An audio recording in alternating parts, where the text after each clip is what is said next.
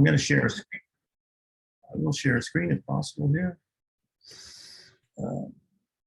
Can you see that? We can. Okay, I'm going to mute mine and okay, great. Does my face show up next to this? You're on the upper right hand side, so you're fine. Okay, I'm in there. Okay, because I'm not seeing that on my own. Okay, well, let's go. Well, for Peter, nice to meet you, and Steve, thanks for coming. And for recording purposes, I'll go through this presentation because I think people might like to see it for posterity at least. And it's the title of this is How to Organize and Keep a Facebook Group Civil and Non-Commercial. And we're still seeing the loading screen for your presentation. Loading screen, which yeah, it just says loading on it. Let me unpause it. Sorry. Thanks. Just find the mouse on that screen. Maybe refresh because okay, what you see your here. face and then See if this works again. Is that better? Perfect. Okay, I'm muting now. So I'm going to try to talk into my camera and okay, so yeah, this is called How to Self-Organize and Keep a Facebook Group Civil and Non-Commercial. Why I came to the topic is really a suggestion from Simon, who's organizing this event today, because many people seem to perceive OTJ as exactly what the title says, a civil and non-commercial group, and it is relatively considered to be successful. And so here's a little background. We began in response to the pandemic. In a few short months, the group grew to over 1,000 members. It's now currently close to 3,000 members and still very active. We're still having roughly about 1,200 people a day check in to OTJ. So either just to look, to watch, and I'm not going to worry about this question form because we don't need that. So it's a teacher support group, and it's been very active and very successful, and it came at a particularly good time. The question is, why did I make this? Why me? I made this question myself. And why was this group able to flourish when groups like JALT didn't seem to be able to respond quickly to the pandemic and this going online situation? So I came out of the blue, but I was a very non-active member of JALT, so I think nobody knew me, which means I didn't have any nobody had an opinion about me. Who's this person? I didn't have any baggage, I guess. And so I was relatively unknown, kept to myself. And at the time, my school was closed, so I had time to devote to something else. We closed for about 3 months. So just meant I had a little bit of time. And on top of that, I'm a bit of a Facebook junkie for my music stuff. So I'm very familiar with some of the ongoings with Facebook. So it just seemed to be the right guy to do the thing. And how did I do that? Well, and how did the concept come together? I was, my university was indicating we might go online in mid-March, and I was out walking my dog one day, and bang, just, hey, make a Facebook group. Pull some people together that you know, and see what you can do. So I, by the end of the day, I put a group together. It's as easy as pie to put a Facebook group together. And I invited, the concept was, let's learn together. Let's exchange some information and help each other with this new, not so new for some people, but new for many people, how to teach online. So, and the concept was no self-promotion. This is not about me sharing my wealth of Facebook groups or my YouTube channel or my textbooks. It was none of that, and it was non-commercial. I'm not making money. Nobody in the group is coming to make money. So that was very instrumental in trying to keep, and I knew this before I pressed the button, let's start this group. I just didn't want it to get thick and heavy with this kind of, who's making the money and who's doing this. I just nipped that in the bud before we even got started. And when we came out of the gate, we weren't called OTJ. We were called Teaching Online Japan. And that was the first logo. I don't know where I got the picture, but within a week, I designed a new logo with a big mistake. And the mistake was I switched the order for some reason. I have no idea why, but I called it OTJ. And once it was up, I realized, oh shit, it's not OTJ, it's TOJ. But I was too busy to change anything, so I left it that way. So this is a little history of how we became that way. This is what OTJ has become. I got to resume my share. That's interesting. Whenever I change something, it changes the. Just give me a second here, and see if we can get to it. So this is what people have said about OTJ. Still not sharing my screen properly. Hang on. You think I would have learned something from teaching online for the last few months. There we go. I think I got the right. Wow, it's not high. Oh, there we go. Perfect. Okay, so what have people been saying? I put a question out here July 4th. What has OTJ been best at doing for you throughout the pandemic? I'm not going to go through all this, but Namiko says, a super supportive community of professors, researchers, and experienced practitioners in awe of your collective resilience, wealth of tech knowledge, and inspired by your passion, dedication to teaching in all settings despite trials and tribulations after that. Though Iman says, life-saving, quick responses to problems, oodles of useful hints and tips. And there's many, many more comments like this. Solidarity and connection building for sure. I feel hopeful in spite of the situation when I visit OTJ and check the interactions of teachers. So it's managed to do its purpose, which is to create interesting. Oh, we're still, oh, it worked.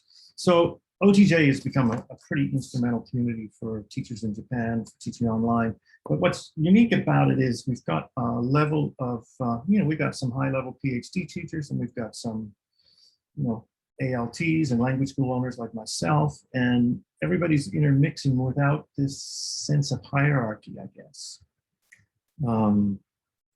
People have been able to ask questions for each other. The lowest among us might have some technology or techniques and technology that the highest among us don't know. So it's been able to, the exchange of useful information between a wide variety of people has been what I'll call the success of the group, and something I'm very happy about. So let me just pop this up a little bigger. So this is what I see. A group is nothing without actively engaged members. And so how do you do that? Well, how do you keep OTJ civil? I think keeping it civil is the way to keep people engaged, because me personally, if I'm involved in a group where it's not civil, I leave. And so I leave a lot of groups. I'm just not interested in that kind of dialogue on social media, so I get out of it. So we made some rules. You're going to see more rules here than we've originally established. But the first four were always in place. And of course, no spam, no promotions, no self-promotion. Be kind and courteous. This is the biggest one. This is the biggest one that I think makes OTJ successful. Now we're all in this together. Healthy debates are natural, but kindness is required. So that's a strange thing to try to achieve. And, I'm not always like that on my regular Facebook page, but in a group, I wanted it to be like that. There was certainly no hate or speech bullying. These are general rules for Facebook groups. There's nothing unique about these. Respecting everyone's privacy. And we've added a few more at the end. The job listings and surveys, which is basically, check in with me first, make sure that it's online related. So keeping these rules has been very important, but I also have to enforce them. So enforcing the rules is probably the hard part, because I have to go to people who you might, like my boss is a member of this group. And if he were to post something I didn't like, I have to say, please take it down, please. So the enforcing of the rules is really a tricky thing. And it's something that I think if you're making a Facebook group, you're going to grow into, because you have to build a bit of courage to go and approach people when something's not right, either privately or in a particular. Let's see if I can zoom that. No, sorry about that. I'll get that back up. We can delete this recording if it doesn't work. So yeah, back to what we're sharing that screen. Good. It's the ability, the need to go out and speak to people who are breaking the rules, who aren't acting according to the rules, is really primary and it's very important. But there's things you don't see about OTJ. There's things you do see. There's the front end, which is the administration, which is me and Cassie.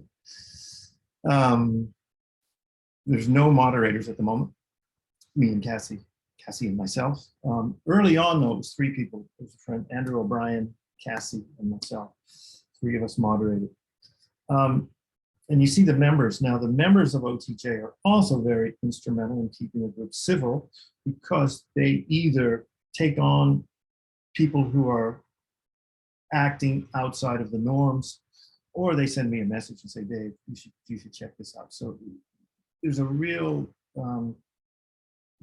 camaraderie of people in the group, or a real respect for the group. So people want to keep it as it is. They don't want people destroying it. And a good example was last summer, about a year ago, we had somebody who came in with a lot of politically correct stuff and a lot of anti-JALT stuff.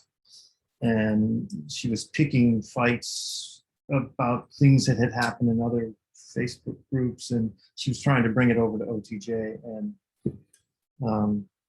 we had to poo-poo that, because even though what she may have been saying might have been true, it didn't belong in the group. So it took members and moderators to deal with that.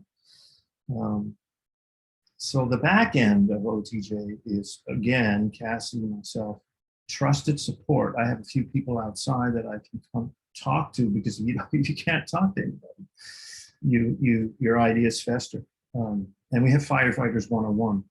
Firefighters 101 is a group of 4 people, including Cassie and myself, and Adam and Jose, where we bring any problems that are on OTJ to each other and we debate it. How should we deal with this? So it's not one person making decisions. It's not one person deciding to enforce rules. It was at the beginning. For the first year, it was pretty much me doing that. But in the last 8 months or so, this firefighters group is really handy. And that's what helps keep the machine running. And the idea is just to keep a space for people to exchange useful information with each other safely, confidently, knowing that even if their question's not we'll call it a stupid question, even if it's considered a stupid question, it's going to be answered with some sort of respect level, whether that's from somebody who's high up in the hierarchy. There's no hierarchy in OTJ, I suppose, except for me, because I run the group. But I don't do anything but follow the rules. I follow the same rules that everybody else runs. So that's what helps make it. And this is pretty much the end of anything I have to say, really, is if you're considering making a group, these are 3 things that I think are important. One is there's a time commitment, and you have to be prepared to lose a bit of sleep, because when there's a problem, you've got to go out and put out the fire. You've got to deal with it. When somebody brings you a question, you have to answer it. The other thing is there's a growth commitment. Whether you want it to grow or not, some things will grow, and that creates new challenges, new rules that you might have to make. When people, early on, I wasn't expecting people to want to come and do research on OTJ, to collect research. And so that was a new series of decisions. How do I deal with this? I don't want everybody coming from everywhere, you know, conveniently accessing 3,000 teachers because they think it's their right. No, it wasn't going to work that way. So I had to decide how's that going to be. So I wanted them to bring their surveys to me first. I wanted to make sure it had some relationship to online. And then I wanted to make sure that they would share the results back with the group later so that we could all take advantage of. You're taking advantage of us. So these things came along later, and so which means it's really a day-by-day decision process. Anything I did from the beginning, was tweaked and enhanced and grew. So you have to be prepared to meet those day-by-day challenges. The third thing on this was to accept genuine help. That means you have to decipher who's giving you advice that's really good. You're going to get a lot of advice from people, a lot of suggestions from people in private messages, private Zoom calls. Hey, Dave, you should do this, you should do that. So be prepared to allow others to share in the struggle and the success. The Firefighters 101 is for that. And I've taken a lot of ideas from people. I've had conversations with even the organizer of this group, Simon, and lots of other people that, it's time consuming, but I get their ideas. So yeah, you have to be willing to open yourself up a bit. You have to be prepared for day-by-day commitments to growth. This is not a growth-based group, but it grew anyway. And the time commitment. I don't lose too much sleep anymore, but I did in the early days. I'm much more confident in making decisions that have to be made quickly, and I can put the hammer down very quickly if necessary. And that's pretty much it for anything I have to say. And since it's only you and me, Pete, if you have any questions for me. Yeah, I actually have a number of them. So one is, I'm guessing that, no, thanks for the presentation. It was really informative. And because I run a number of Facebook groups myself, not only do we have our official one for jobs in Japan, we also run some community sites, which is like jobs in Kansai, jobs in Kanto, and all that. Okay. There was a nice gentleman that was running that before, but he got out of the teaching profession. So he was just, I guess you could say he bequeathed them to us. Okay. And we're keeping those as basically free posting sites for individuals, but any agency will have to have their job on Jobs in Japan in order to go in. But my question is, what do you do when, I'm guessing a lot of people are asking the same question over and over and over again? And how do you say, like, well, that's been like answered like 18 different times. How do you do that? Cassie said, you mean like a tech question or an online? Yeah, a tech question, or just how do you deal with and that was the first question you ever got, and there's a big stream of knowledge, almost like an FAQ that everybody chimed in again, and this person is late to the game, and bless their hearts for joining. Yeah. But then it's like, we've gone over this a few times. Yeah, so one of the things is Cassie set up a tagging system. So there's a form area. I don't know, it's not a form area, what's it called? But if you tag the post, it will go into a titled category. Right, okay. And that title category is like, refer to that. Okay. So people will automatically, and she's got that, she generally will have that pegged at the top of the announcement. So if you're looking for a certain subject, go there first. And actually, frankly, it really hasn't come up that much. I haven't seen the same question again. Haven't seen that much. What we have seen that has bothered some people is like, people will post an event, but they're reposting, for example. I don't want to get posted more than once. But also there is a bit of politeness, because there's a politeness level in the group.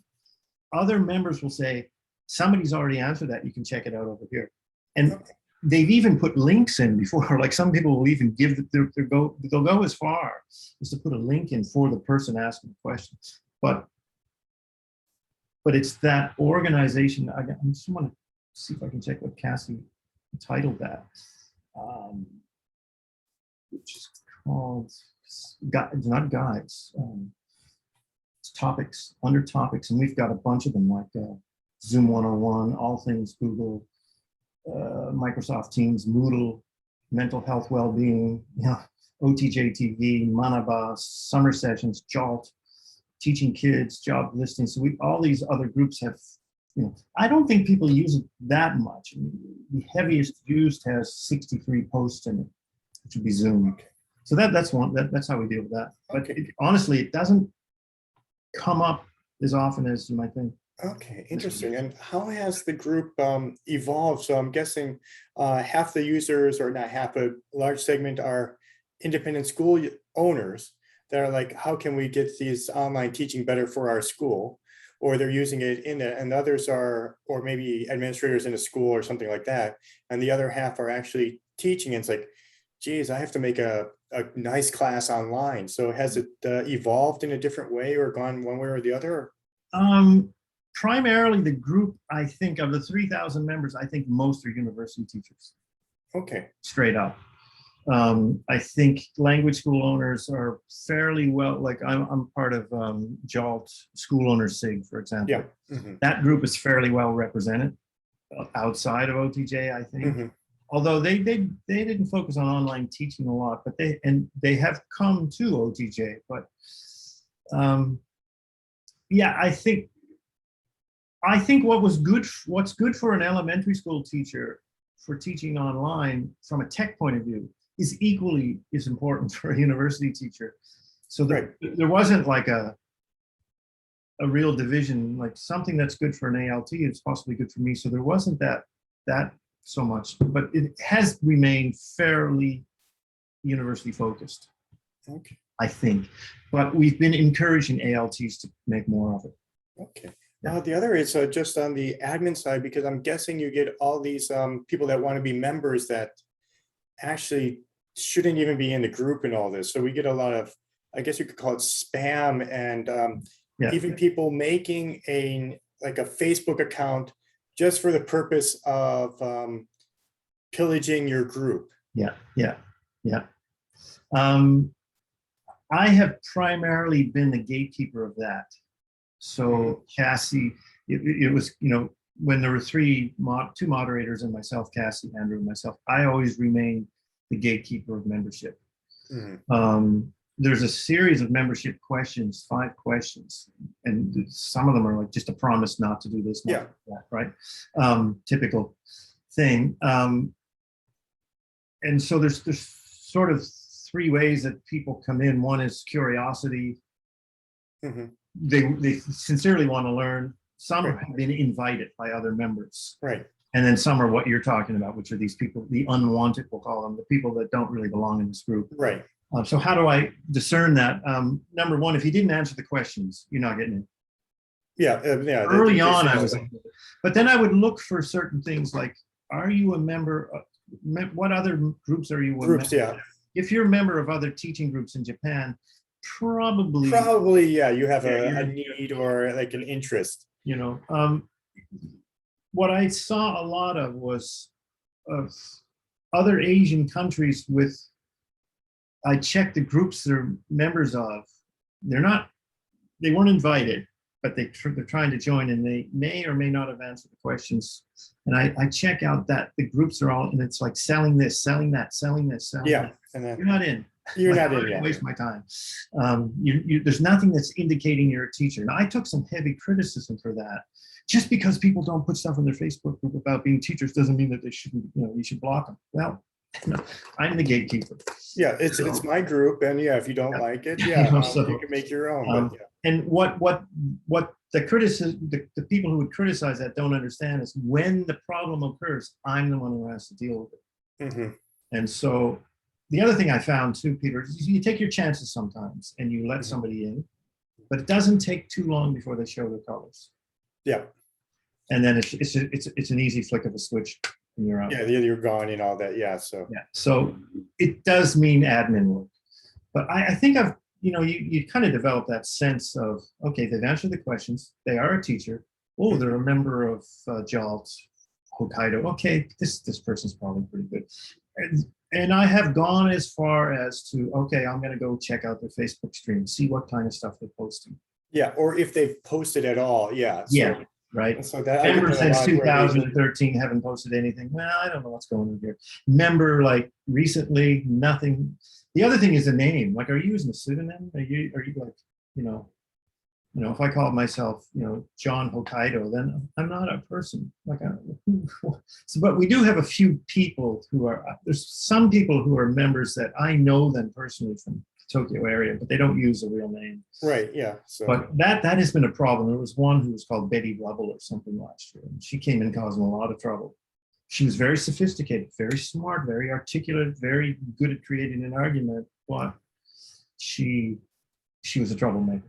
And we had no name. She wouldn't identify herself because she felt that she would have been attacked by other job employers who might not hire her because of or something like that. Yeah, because employers do check out what people are doing online, as they should. Yeah, right. And if this person is a loose cannon, or they have some other views, it's I'm not saying those views aren't valid, but sometimes you don't want an employer seeing some things. Yeah. So behavior is a big. The biggest issue for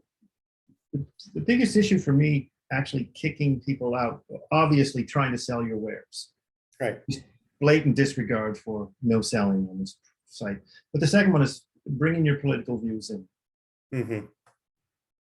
Like last year we went through a big election in the USA, and it's like, and it's like politics, religion, and the no-go areas. I'm very political. I have very strong opinions about that. I didn't want any of that in this. Yeah, you don't want any of that because that will just, people take it the wrong way. So even with our community site that we have, we do allow for it's a region like for jobs in Hokkaido, jobs in Kansai. If they are not already living there, we don't let them in. But the other thing is if you're posting a job, if it's for their own school or something like that, because I run a job board, but I can understand that if you're looking for a teacher for 1 day a week for a few hours, or if you need a Santa Claus or something like that, any paid listing on any site is not going to give you a return on investment. It just won't work. Right. So we allow people to do that. But any agency on any groups like that, we just say, no, you're a recruiter. You're getting paid. Yeah. If you place this person.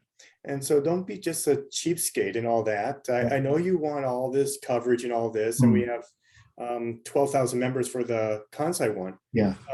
But I don't know how active some of them are, but anyways, but if they're not living there, we just kick them off. But and then we have the people trying to, if we kick them off or take their job, they'll have their friend repost something and just try and get in through the back door. So we get that a lot. Yeah. So do you have people trying to sneak jobs?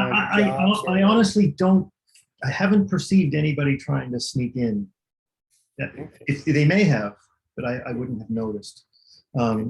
And the only way I can notice is if you become a troublemaker. Yeah. Right. And so I'm sure there's members that just will tell you that, hey, this guy's a little out of line. If I'm sure. Yeah. I got a message yesterday from a trusted member. And he's just like, Dave, this person's been a bit abrasive in the most two recent posts. You should either limit this or check on that. And I went and I looked, and it's like, and this is the kind of thing that helps make the group successful. If it's just me alone or the admin alone, it's when the members themselves care enough about the group. Yeah, that means it's a successful group and all that. They care enough, and So that's and I've stated this several times. And I always, the people's jaw seems to drop and they don't say anything, but it's like the rock band Kiss. They wanted to become the band that they never saw, right? They wanted to see a band that put on a big show, and they never saw that. Mm-hmm. Well, I wanted to make a group that treated each other with respect, or I don't want to be part of it. So if it wasn't the way it is, I'd quit. Yeah. Because there's other than I now know how to teach online, for example. I've got no problem. I got all the tools, and I've got more insight than probably a lot of people, just because I've been able to have access to a lot of things. So I don't need the group anymore personally. Has it brought you any, how I say, other opportunities? Because one of the things I say, because I'm looking at this from a job board owner and all this, and even though I've had maybe a dozen jobs in my time in Japan, I was a professional job hopper for a while. I've never used a job board because I've always gone to professional associations and networked and all this. And I've always, maybe a competitor has hired me, or a former colleague, or a client or something like that. Right. Yeah, running the group, I say networking is one of the best ways to get a job. So have you gotten opportunities, or? Well, I can say this, like a year ago, September, there was, again, it was really kind of through these were already coworkers anyway, but they needed some teachers over the nearby school. But I was able to put OTJ on my resume. I was, Adam and Jose had just done a week of workshops called the Summer Sessions 2020. So it was like a conference, basically. OTJ just hosted its first conference. And so I was able to put that on the resume, and I went for a job. I got the job interview, and I passed. I couldn't take it because my schedule really didn't fit. But so from a jobs point of view, I don't know. I suspect it would really help at some point. Just the connections I made. Right. The people who didn't know who I was, or didn't know anything, didn't know me at all, who now know me, who, if I was maybe applying for a job at their school, they might give me some tips or like some insight. Hey, Dave, this might be a good job for you. It's getting, so, but I haven't needed that to use that yet. Any other possible benefits? The only thing I can say is I've met a lot of people. Yeah, and which is good. And then if you were to say, like, hey, okay, my university, they got burnt down or whatever, or they're no longer doing this. Does anybody know anything? So you built a network, a professional network that they know and they trust you. Yeah, I think that, I've said that to my wife, like, if I need to get work, I'm pretty sure I've got my finger on the pulse of a lot of people now. I mean, just the fact that I've allowed, originally I didn't like it, but I've allowed a job ads. I make a post every month or every season. Put your job ads here. Put your job ads here. So, I missed that. I'm gonna have to get on it. Yeah. So I mean, if you're, let's see if I can pop that up. But they're all in one post. Yeah. Because I don't want them scattered all over the place. No, right? And you don't want people raping and pillaging the site and encouraging people to put that on, because that's not what the group's about.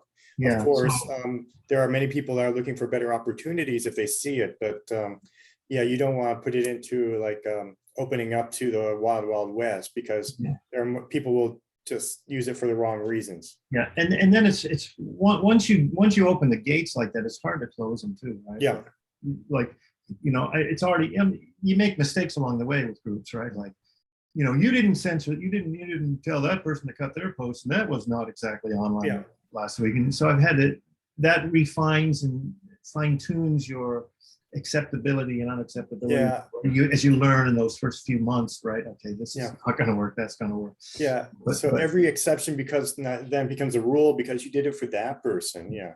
And I just spoke to one of my trusted advisors, Nick D'Annunzio, this morning about this same, like the question, if you were coming to this meeting today, you were asking about the group. And he said, I think the biggest thing for me is he knows me well. And I've had people say to me before, Dave, it's your group. If you want to do this, you can do it. And it's like, no. There's the rules. I follow them the same way. Yeah, that's like saying, oh, you're a police officer, you can speed if you want. Yeah, right. So it's like, no, wait a second. The minute I would do that, so it's like, hypocritical. Yeah, it's not. Yeah. I mean, I've promoted. I ran into a bit of trouble here because, I've got 5 or 6 books here about like teaching effectively with Zoom, or teaching in the post-COVID classroom. And I've put up posts, I'm reading this book, there's a cool thing from it. And then, one of our big members, who's Jose, he also released a book called Teaching Effectively. Teaching. Oh, so why don't you plug my book as well? Well, I plugged it. Yeah. Because I plug it like any other book. Yeah. Not because he's my friend, but because I'm reading the damn book. Yeah. And there's some really good stuff in here, and I think you guys should. But I got a lot of backlash for that, right? Why are you promoting his book? And it's like favoritism. Well, if you look at my history, it's not favoritism. No, it's like, no, this is what I find useful, and you might as well. It's advice and all that, and people are going to take it the wrong way. So I mean, it's a weird position to be in, right? But you have to be, I guess, what's the word, integrated, or Yeah. By the way, do you need more moderators to help out with the group? I probably do. It's a conversation Cassie and I have to have. Okay. Because we have the firefighters, which are members but not technically moderators, but they help moderate. Okay. Yeah. But why do you ask? Would you like to be? Because when I give my I say presentations for job seekers, I say not only just to get involved, because okay, you go to a couple professional development sessions and all this, you meet a couple people, but I tell them, no, get involved, and the best thing to do is volunteer, because I was at ETJ when they had them live and all this, and a few others. It's like, okay, I notice none of you here are actually volunteering, but if you were volunteering at the registration or technical or something like that, you would have just met 18 other school owners, right? And they would have been, and it's not like you're just someone in the audience. You would have had a chance to talk to them and all this. And then later on, after you get to know them a little better, it's like, oh yeah, and this is what I'm doing. It would have come up sometime. And oh, I'm looking for a job, or maybe they would have taken a little bit more time to speak with you and help them out. So I'm a very big thing of getting active in the professional associations, not just as going to the meetings, but actually playing a role, right, for people to get a better job. Right. Yeah. Well, so, that's not like some how you say, just, oh, I want a job, so I'm doing it in like a means to an end. But no, just if you're going to be in the industry, participate in your community. Yeah, participate. Yeah. What I will say for this group is, for the first month and a half, it was me only. And then Cassie sent me a private message. David, it looks like you need some help cleaning up those posts, right? Because they were getting organized, right? You do. And it's like, it was exactly, we were around 500 members, and it was like exactly around the time where I was starting to feel overwhelmed. And the next day, Andrew came to me, David, I noticed such and such, and right at those key points, if you guys want to be moderators, you came to me privately, and you have some ideas about the group, so they became moderators. So it's, and I think of it as, it's a good way you put it, Peter. I call it, it's kind of the coalition of the willing. If you're willing to participate in this group, right? So you're willing to give, but willing to help, Jose's a big one. He came to me one time talking. He wanted to interview me to find out, like, how the hell did you make this group? Doing a research paper, and then we got into this conversation about podcasting and stuff. And then said, well, let's do it. Like, you got an idea? Let's do it. Like, so it's almost invariably when somebody brings an idea to me, whether it's acting as a moderator or as an idea, if it's a good one, I'll convert it into something that's happening on OTJ. So yeah, I think it's a really good point. I don't seek people out. Yeah. No, but if I'm just saying, if people were to come and say, hey, this is what I have, I'd like to help out, I'm a member of the group, I'm participating. Totally. I would welcome it. I mean, there's a few people I've got my eye on that I would like to, like, I don't plan on personally taking care of this group forever. Yeah, no, it's but still, and then I'd like to hand it off to people doing it, you'll leave it in good hands, and then it'll grow in the right way. Yeah. So, I mean, Cassie's become that person for me. Cassie was actually a former co-worker at Oberlin University. She still is. We still work together there. And she worked at my school for a semester. So I kind of knew her personally. And so when she came to me with the suggestion, it was easy for me to. Yeah. But anybody who comes to me and asks that kind of stuff, I totally would, Okay. But I don't want to put out an ad for looking for moderators. No, you don't want that, because then you'll get the same people as are going to post cell phone ads on your site and other stuff. Yeah, you don't want that. But no, yeah, just looking for, okay. Good if I may ask you a question. So with jobs in Japan, is it a, what's the word? Is it a monetized group? Why do you put so much time into it, and how do you get? Well, we run the site jobsinjapan.com, which is a listing site. It's a classified listing, so employers pay for the jobs. Yeah. And basically, we have to have an audience of job seekers. So instead of just like the Facebook and the, how you say, Google ads and all this, we have to get content, and we have official Facebook page. Okay. But then we also want to have little regional groups, because no, they want to stay where they're at, or it's more of a community. Right. It makes sense. And for those small community ones, yeah, we'll syndicate our Jobs in Japan post there. So if you're looking for, there's an Okinawa post, we'll syndicate it through that group. Right. But at the same time, if someone's saying like, oh yeah, I have this, it's not just for English teaching, I have this bar and I need someone for Saturdays or something like that. Right. It's like, oh yeah, put it on there. And then when they actually have a need for a paid ad, hopefully they'll remember the favor that I did for them, having the group, and use the real site. But if not, no, most of the small school owners, even if they were going to pay, they need a day or two or for a few classes and all this, their new school starting out. It's almost like shaking down a homeless person for a quarter for them to post on our site. So it's like, no, okay, so we'll let the big chains and all this, they can pay as much as they want. But for this independent ones,